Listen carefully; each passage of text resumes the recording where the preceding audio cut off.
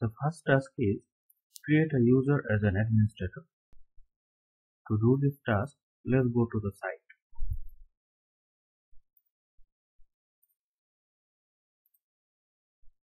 This is the front end of the site, and to do the task we have to go to the dashboard, and by clicking on here we can find the dashboard. Then at the dashboard, to create any user we need to click on users. Here we can find users.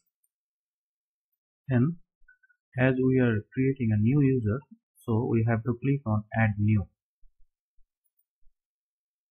After clicking on add new, we will find a page like this.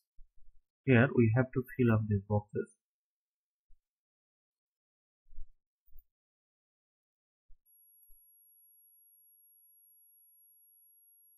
As I have, for example, I have created all the users before, so I am just filling up these boxes.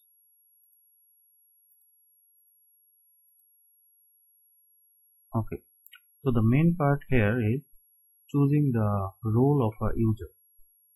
As we have given the task of creating a user as an administrator, we have to choose the role as administrator.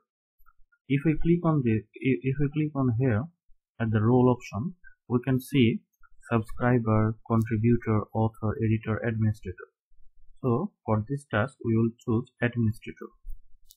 After choosing the role as administrator, we have to click on add new user. If we click on add new user, then here at the list we can see a new user as administrator, Mr. A, has been created. So this was the task.